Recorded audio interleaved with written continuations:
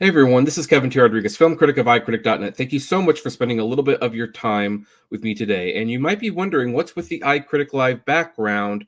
Well, here's the thing.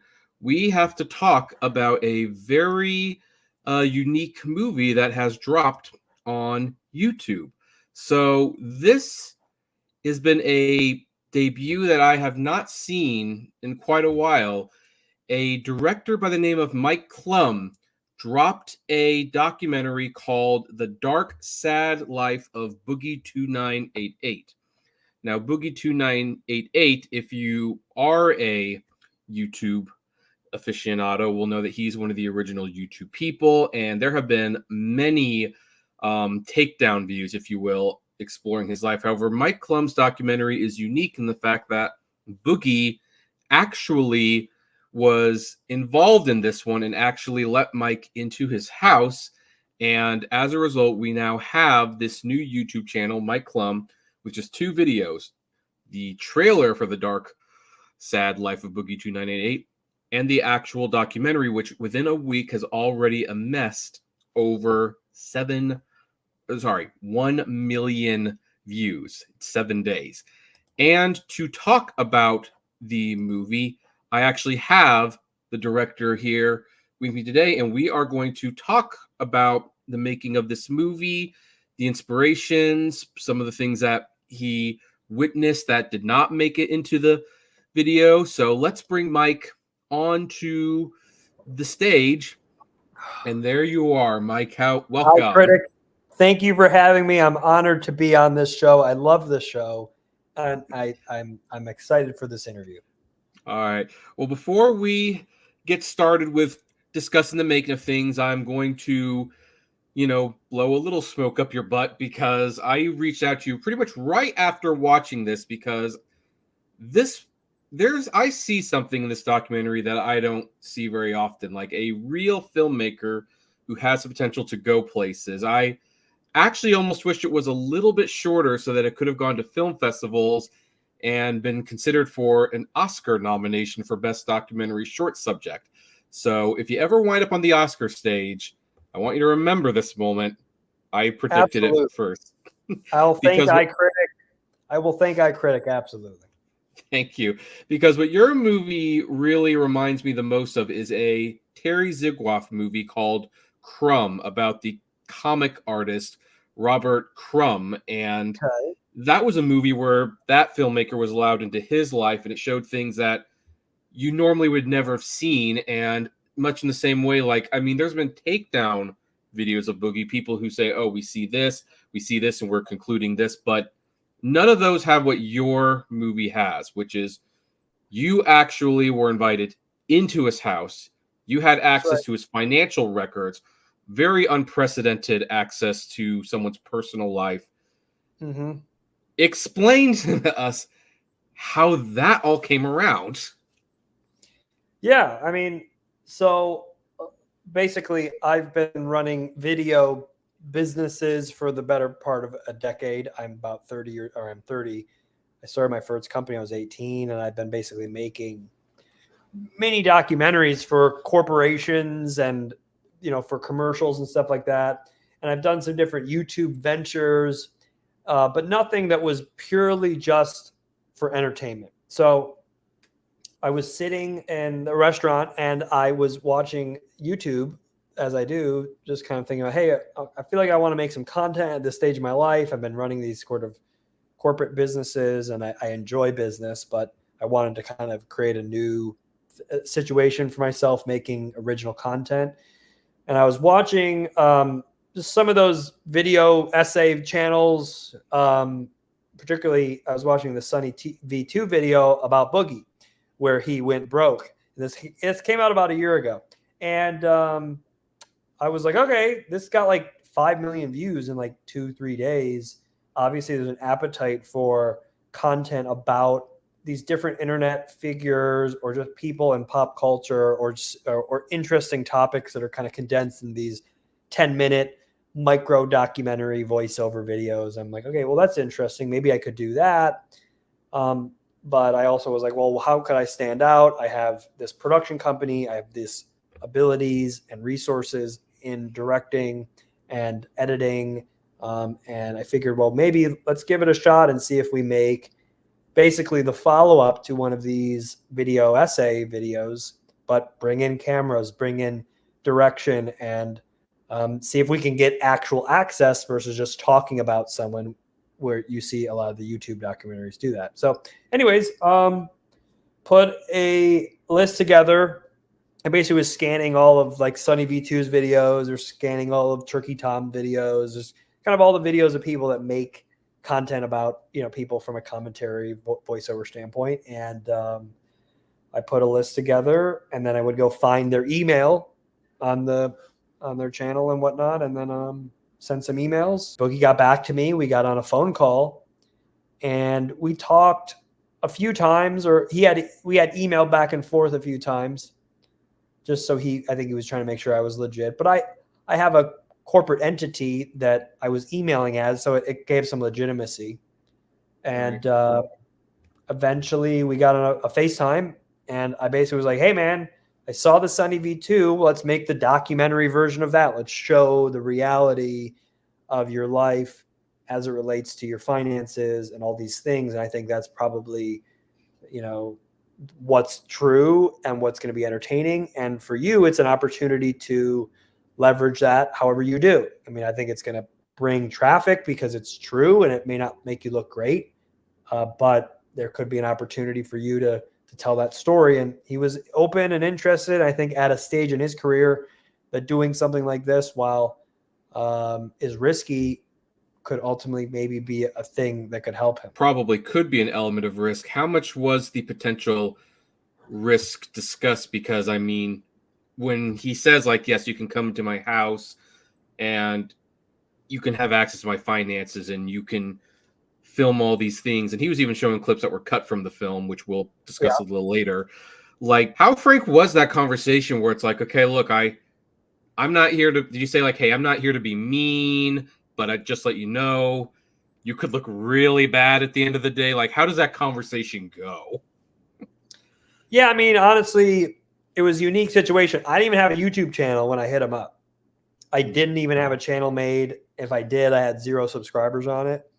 So I didn't have much of I had an idea of how I was going to market it, but I didn't have too much of like too much of a plan, really. So I didn't have a ton of leverage to kind of say, hey, whatever. But I had spent a decade making videos for people for the purpose of building their business and helping them tell a message that they want to. So I was so fatigued in making any type of content that wasn't what I wanted it to say, that when I came into this, I'm like, if this is not going to be something that I would think is interesting, I don't want to do it. And I don't need money from this. I already make money doing other things in video. So this wasn't in any way, any monetization was not what I was thinking. I was like, what's going to be fun to make, and what's going to not make me look like an idiot, in the sense of I'm trying to help Boogie, you know, twist the truth. So I think he understood that he didn't have much leverage on me, and I didn't have. It was just a mutual benefit to tell a cool story, and he was very down. I mean, he was never trying to push the narrative in any way. He just spoke the truth, and even sometimes for him, he hyperbolizes the truth. I mean, that was his whole Francis thing. And even in his real life, he can get really emotional and really anxious. And, you know, when he's stressed, he's really stressed. When he's, you know, being, you know, intense, he's really intense. So I think that ultimately he was a genuine subject, despite a lot of the comments that, whatever, I do give him credit because he was willing to make whatever I kind of felt was accurate, which I don't think a lot of people are. You know, they want it to have some type of PR move for them versus just telling the truth. So he never at one point came in and said, make sure you show this or make sure you don't share this. Did you have? No, not really. I mean, there was a few things we didn't do, like his ex-wife or his roommate or different things. But for the most part, it was like it was an open discussion. I'd be like, hey, let's talk about this. He'd be like, okay. There really wasn't anything that he wasn't open or willing to show. And I think that's probably part of why he's in this position. He's been so transparent with every thought, every emotion, every component of his life that over time with live streaming and different things that probably got him into some trouble. But yeah. Well, he also, there was that moment where he was talking about how he used offensive words and he liked being offensive. And some people watching it now, they don't understand, like, well, look, at one time that was really cool on the internet to be offensive and to be edgy. And it's only a fairly recent phenomenon where that became like a real issue for people. And he was in an era of YouTube there that was just a different generation.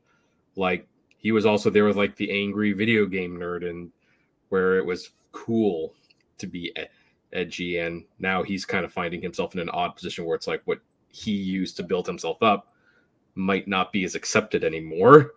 Yeah, and also he was a likable character that also maybe wanted to think he could deploy the Andy Kaufman troll offensive jokes. And if Mr. Rogers, if it came out that Mr. Rogers was making offensive comedy on the side, it would kill his brand. And I think that's ultimately what happened with Boogie. He had two competing brands that ultimately collapsed both. He had his offensive, edgy brand, and then he had his likable, optimistic brand. And it's tough to have one brand, let alone two competing ones that eventually implode them all both together. He also proudly claimed himself to be the Mr. Rogers of YouTube. And when you make a comment like that, well, that sets up an expectation. Now, I definitely understand why things like his ex-wife didn't come into the picture, because that's a closed book. It's not really relevant to what he's doing now. I will say there was one thing that you brought up. You touched on it very briefly, but it was not explored as much as I had hoped, which was... Hit me with it. This is the critic. This is the iCritic coming out. This is the iCritic part coming. The critic part. That's what I'm here. I want the heat. So you touched very, very briefly that he had a warrant out for disarming a firearm, but you really did not go into what that was all about. And I thought that was a missed opportunity. Can you tell me why you did not bring up the Frank Castle situation that much? Yeah, I think that, like, in some way I was thinking about, well, when I'm looking at a documentary, I'm like, all right, what's already extremely documented out there in reality, right? I mean, in the case of Boogie, the big things. Frank Castle. What he said about Etika or something. You can go and Google and find plenty of videos that highlight these scenarios. And for me, unless I can bring something new or revealing to that to that situation, I don't think it's always worth exploring things that are already super documented. Now, his use of prostitutes or sex workers or whatever has been documented, but I was able to gain access in a unique situation. Or in the case talked to one of them.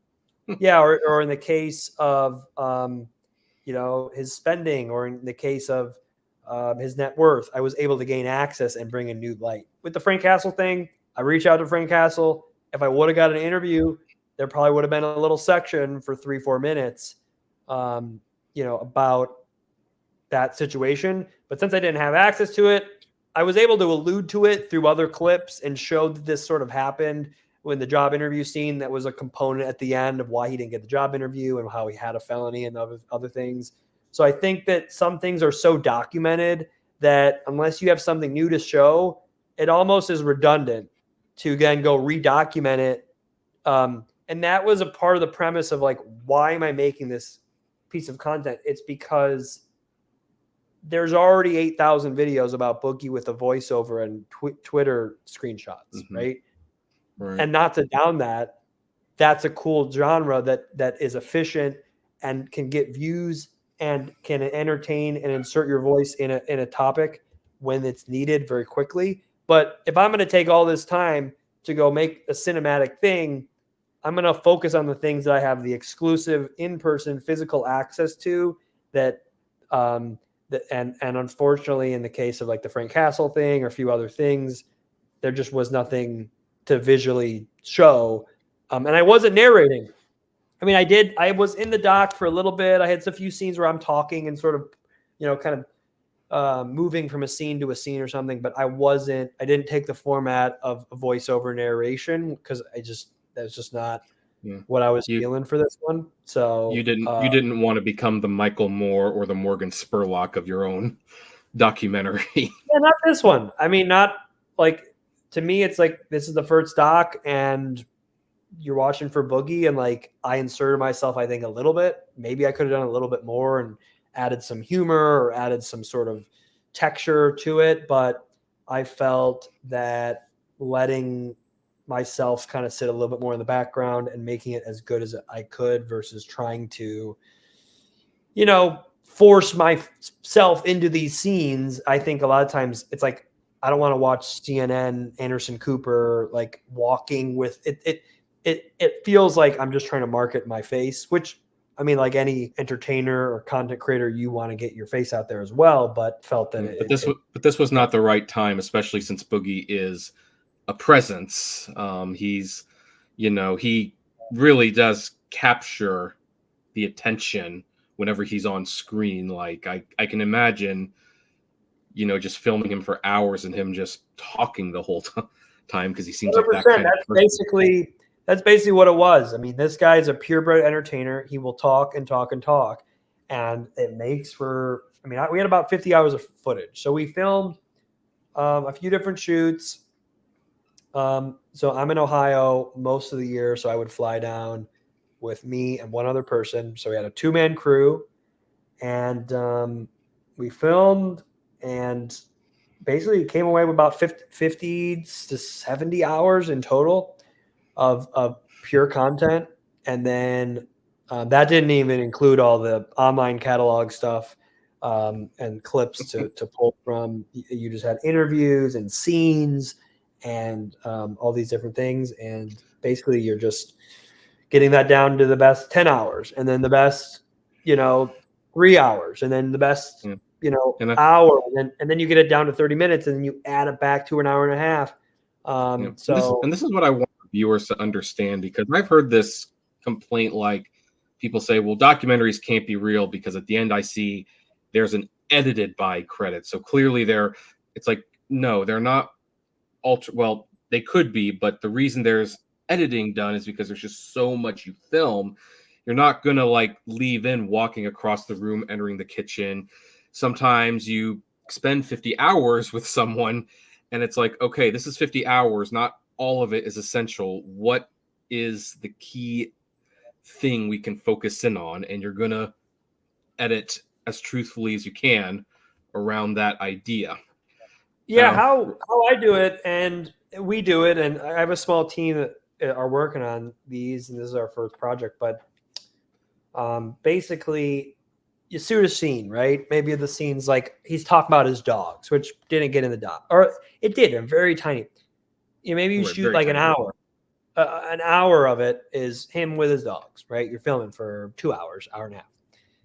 And you're watching through and you're listening, it's like there's going to be that moment in there that almost like makes you stop and then go re-listen to it when you're just listening it back. And it's just like the statement or a few different statement that is the one that you kind of have to replay, right? And when I think about making a YouTube doc in particular, something that's going to engage watch time over an hour, and this is my first project, but I think the theory is playing out a little bit, is that like on Hulu or Netflix, it seems like they want them an hour and a half or 2 hours. And there's a lot of times when you're watching these docs, it's like, what are they getting at? Like, move it along. It's taking too long to intro. You're talking about this. You're building this person's backstory for too long. Like, get to the stuff that is the best stuff. So I think when we're starting with 50 hours, you're just basically listening through these scenes, curating down the best. When you think about this Boogie doc, also, it's basically a collection of 32-minute videos, right? There's basically a bunch of little 2-minute sections that are stacked on top of each other that try to keep it paced through so that we're not dragging out these 7-minute long sequences when it really could be 2 minutes, 2.5 minute. And then like, and you're painting a picture of what his life is like. Like, you know, it's important to show that he's selling his magic cards for money. You don't need to spend the 15-20 minutes, however long it was, of the guy looking through the cards and deciding which ones he wanted to buy. The other thing you're doing when you're directing is you're getting just the right amount of coverage, because you'll go into the magic shop and you'll have that scene where and at some level you are creating scenes, right? In any documentary, like, you don't just like go, hey, live your life, and then just do nothing. You do have to learn about their life, and then you have to set up shots in some way that depict their life. I mean, it's reality television, but cinematic, and it's you're because most of the time you get a camera in somebody's face, they're just going to stand there, and it's like, well, what do I do? You do have to kind of stage things up, right? So when there were comments like, oh, this is staged, it's like, to some extent it's still real. These are still real meetings or conversations that are happening, but cinematic angles and good shots and good lighting and good cinematography don't just like happen like that. You do have to frame it up. So you go into the card shop type thing and you're like, all right, well, this is what you're doing. You've been selling your cards. What do you do when you go do that? Oh, okay, you're going to meet with him. Let's set this shot here. We'll film these angles and let's go do this, section. And then you got to go get a bunch of coverage. You go get a bunch of B-roll and a bunch of other things so that when you're bringing that scene in, you can kind of create the atmosphere of, shots around and the outside and other things, so that it's just kind of this cool vibe. But I will say one thing for us that we got a lot of positive feedback on, and it's something that probably is the longest part of the process that maybe people don't think about, is the music. Like, it's weird because this is essentially a low to no budget documentary that's being released on YouTube. So you're not going to go license, a Bon Jovi song or some modern artist and spend, $100,000 on a music license. It just makes no sense. So no, it's actually even harder, where you're basically getting royalty free stuff, but you're having to curate the highest end, best royalty free stuff you possibly can find, which makes it like you have like maybe 5-6 different libraries that you're mining through. And the first almost month of an edit project in something like this is just listening to music, because there's so much shitty royalty free music, and there's every now and then there's these really good royalty free songs that you would actually listen to, and you got to sometimes listen for a section. It's like, oh, hey, I'm doing this section with the friends. What vibe do I want? Well, I got to go listen to songs for 3 hours, 4 hours, just to find the one song that's the 80s music computer fanfare song for the friends scene when they're playing Magic. And then you bring in that guitar that you looked for another 2, 3, 4 hours just for that guitar, because there's so much shitty music. And you want to find music that like people might comment, oh, what's that song at whatever, as if it's some like Spotify song. No, it's some like royalty free song on like a royalty free website that, I paid $50 for, or $100, but you're kind of mining these kind of diamonds in the rough from what is otherwise a really poor, choice of music that is royalty free. Speaking of specific scenes, there is one scene that in particular caught my attention. I'm sure it caught a lot of people's attention, but it caught my attention for like a unique version. That's where Boogie with his new girlfriend is in the bathtub. Now, I know why a lot of people that caught their attention. For me, it was like, oh wow, this is a really intimate moment. That's how I knew that, Boogie was really being open. Like this was, you're talking about staging and setting things up. Like, how does a scene like that come together where it's like, was that your idea? Was that their idea? Like, how did that all come together? Yeah, I mean, like most things in there were almost all my ideas. I'm basically thinking of something and I'm like, hey, um, let's do this. Does this depict reality? Is this something you do? And this is something that also would be entertaining. In the case of that, we originally shot him in the bathtub because he's in the bathtub a lot. And we did some interviews from bathtub because I felt it would be kind of like a somewhat ironic, but also it was a juxtaposition where here's this like stress that he's got. He could lose his house, but he's still chilling and enjoying the amenities and almost having a blissful ignorance to how stressed his life is. In those interviews, he had brought up the fact that he had bathed with women in that. And that was in the early parts. So then by the time he was starting to date this girl, I'm like, hey, like, if this is something you do, let's do it and let's show it because it's part of your life.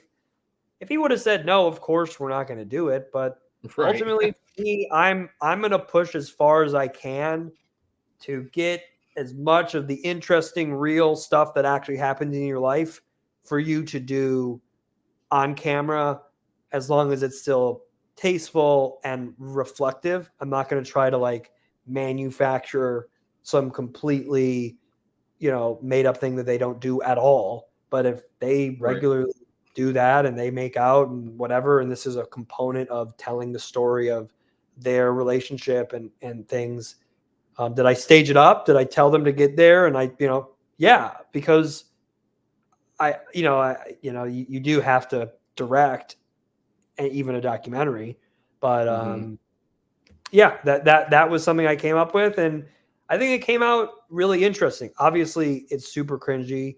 Obviously, it's super like jarring for sure because it has a sexual component, but it's reality and it's interesting. And I'm not here making a PBS fucking, this is not a PG movie, right? It's a documentary about a guy that has a very multifaceted sexual past and present in a relationship that is very unique and that they engage in these things. So I'm going to show it if I can. And as long as it's not against YouTube's policies, it's going to go in. The scene also felt genuine because I knew that Desiree, is that her name? Desiree? I'm so bad with names. Because she's received a lot of flack, and from people like, because she's a lot younger than him, and like I personally don't think that's my business if they're both legal adults. But like that scene, it was like what struck me bad is like this seems genuine. I feel a lot of love in that scene, and so that's why that scene stood out to me. Like it seemed like you did catch a raw moment that I was kind of pleasantly surprised made it into the movie. Now, let's talk about you as a filmmaker, because one thing that also stood out was at one point in the middle of the documentary, when you do finally show up, you're kind of admitting like, man, this guy's just so depressing. I got to get away from him for a while. And then you bring in some of those other YouTubers, including Dr. Grande, who I enjoy watching. Was there ever a danger of you like walking away from the documentary because he was just so depressing to be around? Or like, it seemed like that was almost a reconciliation moment for you. Like, I've got to bring in a different point of view because I'm almost going a little crazy making this. Like, can you explain that part in your life during the process of this movie making? Yeah, for sure. I think I've started lots of documentaries, or I've started a few, and some of them are still in the works and coming out. But in any documentary so far, my experience, you get started and you start filming, and you're looking for those good moments, that actually are going to get used while you're filming, while you're directing a scene. In the back of your head, like, all right, is this going to make the edit or not? Right. And a lot of times you're filming, you're like, this is not making the edit. It's not making the edit. This is not good. And then maybe you get a little, all right, that's good. That'll probably make the edit. And I think in the case of Boogie, there's a lot of stuff that was probably going to make the edit, but ultimately, I'm a business person. I care about my own finances. I have my own anxieties about, structural stability. And I think being around Boogie was while we were getting a lot of good content that was ultimately going to make the film. It was tough to be able to kind of recognize this dude has like $300 in his bank account, and I'm just as stressed as he is about his money, because if I know anybody, I want to help them have a good, financial situation, health situation, whatever. So I do think that, You did like, try to get him a job, so that yeah, showed yeah, how much you cared. yeah. But Well, part of it's caring, but part of it's just like, dude, like, I know it's like, it's stressing me out. Just like, I want the people around me to, they don't have to be rich and whatever, but just, not, at least not be screwing themselves financially. So I think, we did take a break. We filmed with Grande. We filmed with Jake Barkus. We filmed with Chad Capper and some of the other people you've seen in that section. And then by the time we came back, the new relationship had started, and that's really where the second half comes in. right, and there is a much lighter tone in the second half where it's like it does seem like something's really going good, and he is not focusing as much on the bad, even though he's still worried because he's older than her. He has not taken care of himself the way he should have, the way some of us should have.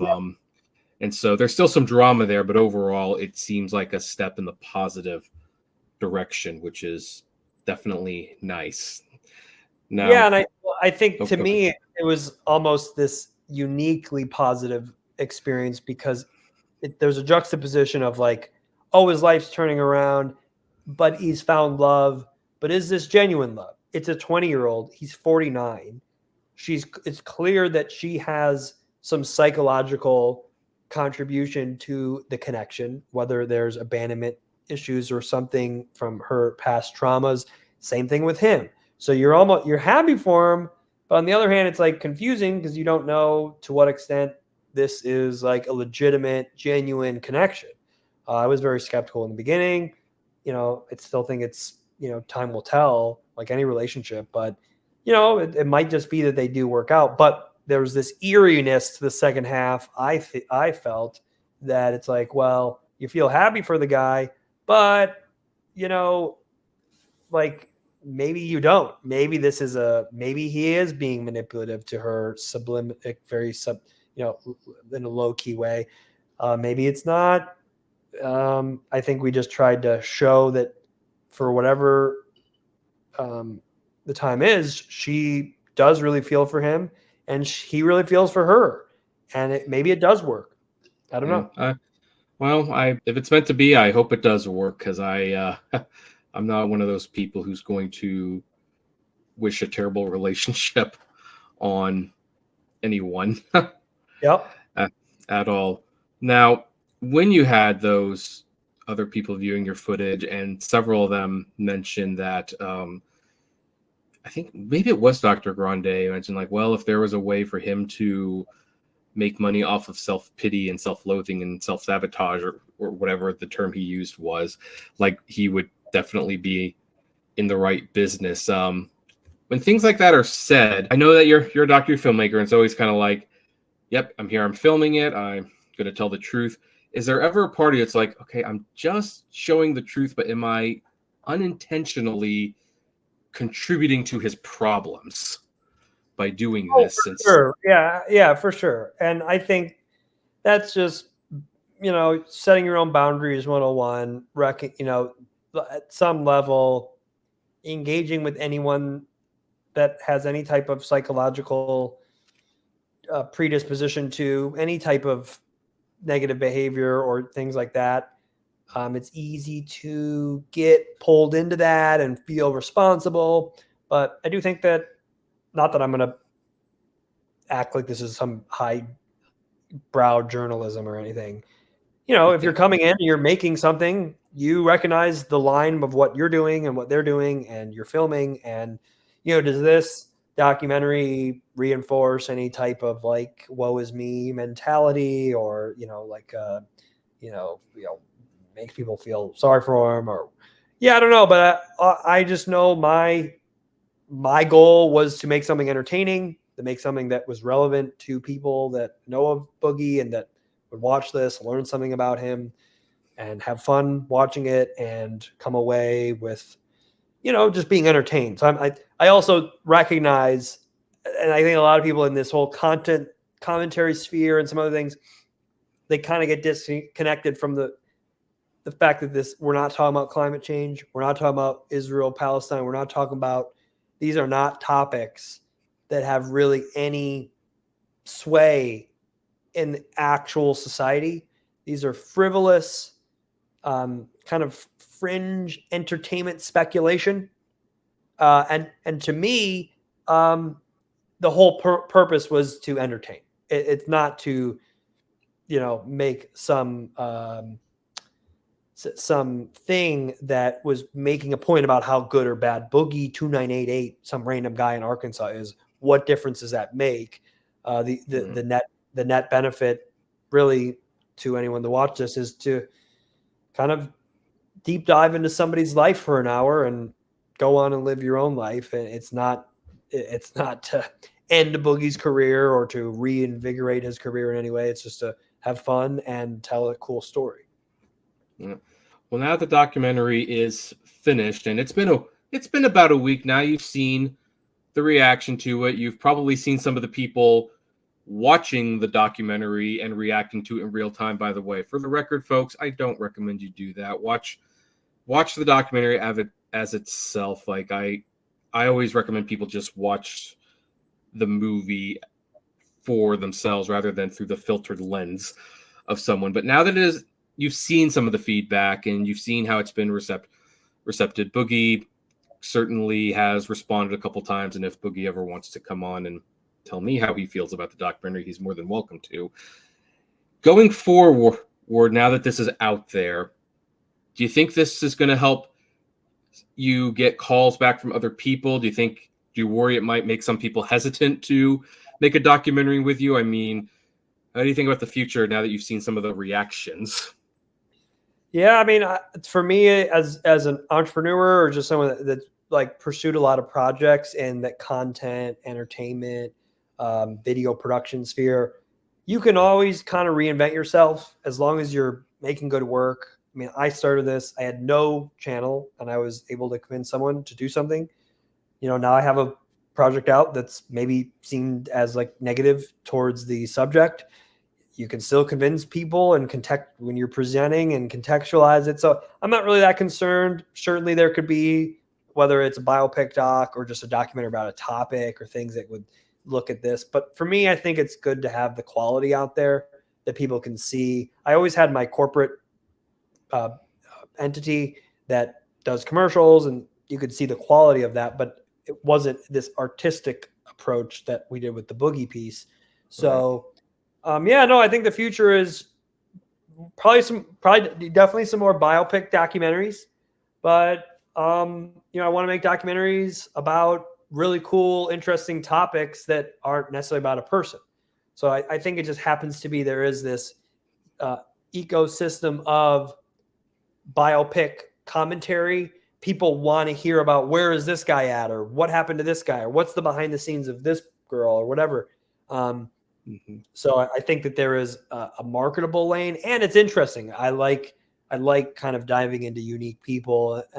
So that's cool. But ultimately, I have different documentary sort of concepts about more broad scale cultural conversations or cultural topics that are really about a person, but they're relevant in the same way that, maybe Boogie's relevant to all the people that used to watch him. There are, topics that maybe are a little bit more serious or a little bit more highbrow, but could still be explored in a fun way. So honestly, for me, I'm just like super appreciative about, like a month ago, I had no YouTube channel, and now we've got 40,000 subscribers. We got 1 million views in 1 week. Big thanks to Charlie Penguins for the review, and it's just fun. I mean, I've been running businesses for 10 years and trying to just create a position in my life where I can have a little bit of money and a little bit of time to be able to do stuff like this. And now that I can, it's just like so much fun. Probably the past week of this being out has been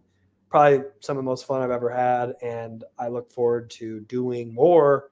And, you know, I like, and I think the people that watch and subscribe, you can know that I'm just going to drop whatever I think is good, and I don't need to make money from this, and I don't need to do it at any time interval. So I hope that it, you know, that I'm going to try to make stuff as good as I possibly can for fun. So that's why you should check it out.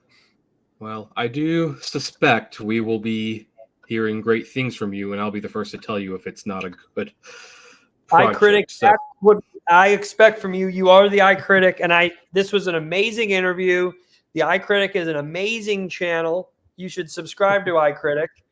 He's notorious. He's for his beanie.